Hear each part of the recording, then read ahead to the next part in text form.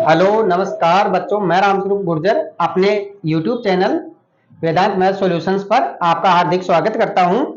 तो देखिए, class 10th की मैथमेटिक्स की क्लासें रेगुलर डाल रहे हैं। उसके अंदर चैप्टर नंबर 8 और 9 के ऊपर हम विश्लेषण कर रहे हैं। जो सूत्र है, सारे सूत्रों को एक साथ अपन कैसे डिनोट कर सकते हैं, इसकी ये ट्रिक है। आपको शॉर्ट में समझा रहा हूं हर चीज को, तो सारणी और सूत्र सारे कंप्लीट लर्न हो जाएंगे आपको।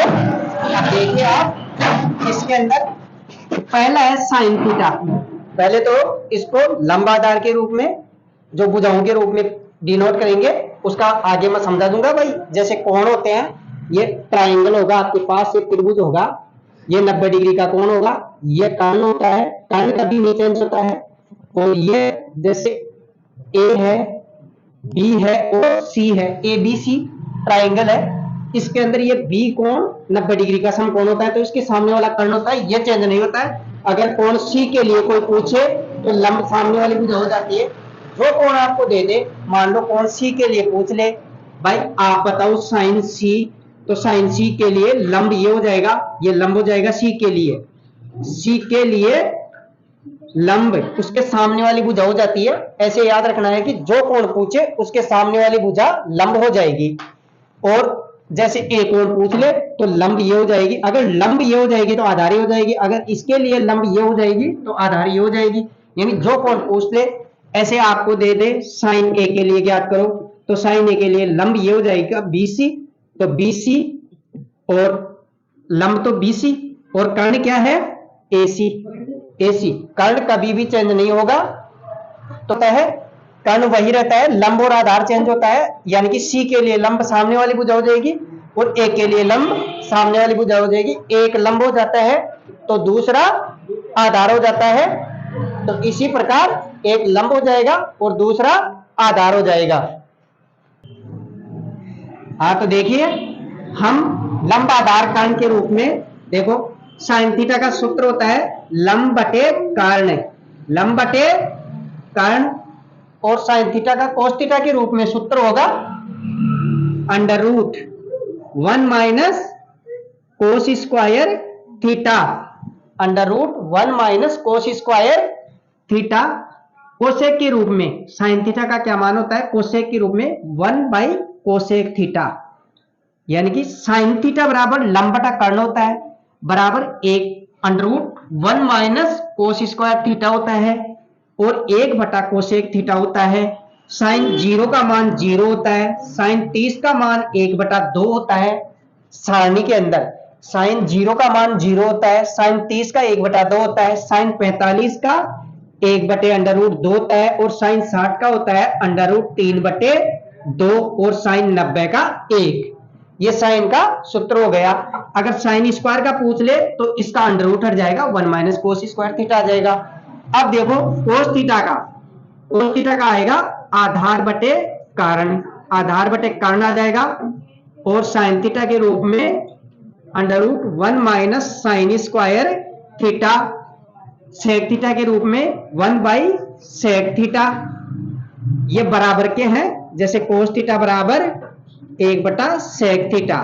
तो ये सूत्र बराबर में ये भी होता है, ये भी होता है, ये भी होता है। साइन कोस 0 का मान उल्टा कर दो, इसका साइन का कोस 0 का 1 होता है, 30 का होता है अंडर रूट 3 बटे 2, और 45 का होता है 1 बटे अंडर रूट 2, और इसका होता है 1 बटे 2। कोस 60 का और कोस 90 का होगा 0। ठीक है, इसी प्रकार हम लेंगे टेन थीटा का। टेन थीटा के अंदर होगा यानी कि लंब बटे आधार, लंब बटे आधार, और साइन कोस के रूप में टेन थीटा का मान होता है साइन थीटा बटा कोस थीटा। सेक थीटा के रूप में under root sec square theta minus 1, और सेक टेन 0 का मान 0, और टेन 30 का मान 1 बटे अंडर रूट 3, और टेन 45 का 1, और टेन 60 का अंडर रूट 3, टेन 90 का अनंत, और 1 बटा कोट थीटा। ये होता है टेन का मान। इसी प्रकार कोट थीटा का आधार बटे लंब,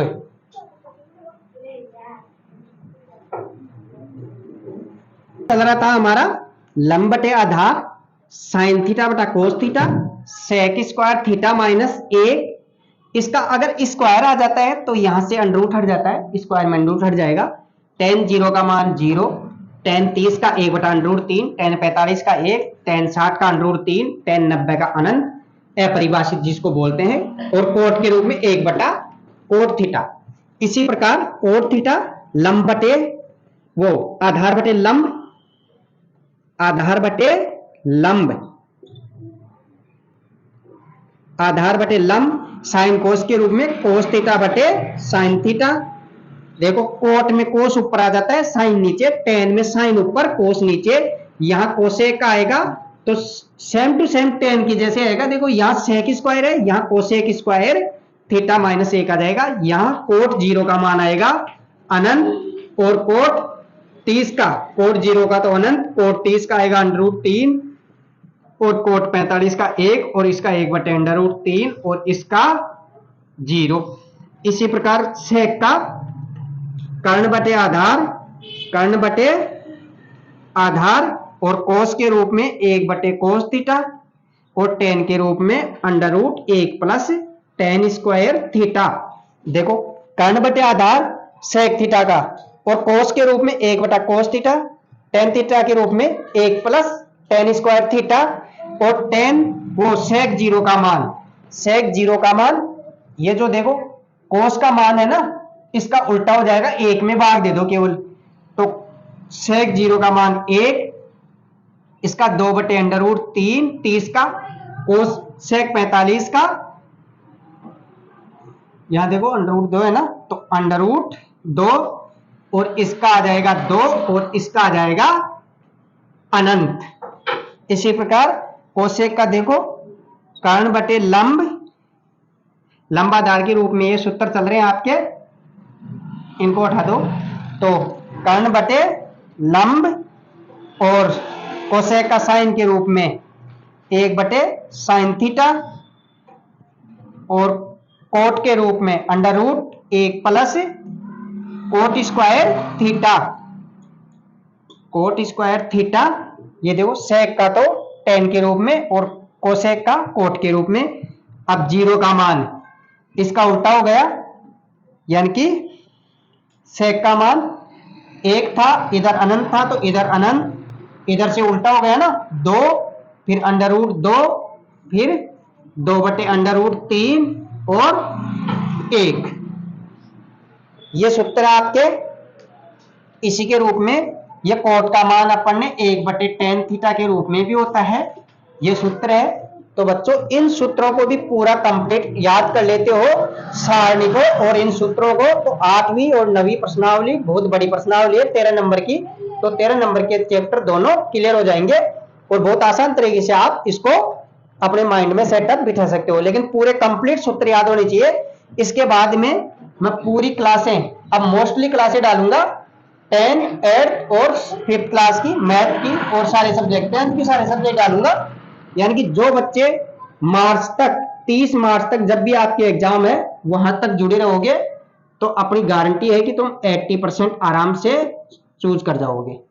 लेकिन मेहनत आपको करनी है, टेंशन कभी करना नहीं है, टेंशन नहीं लेना, टेंशन लेके पढ़ना भी नहीं है। आराम से सूत्र याद करो, नो वर्डन लेकर के, और सूत्र याद करो, पढ़ो बुक्स के अंदर जैसे टिप्स बता रहा हूं उस तरीके से पढ़ना है।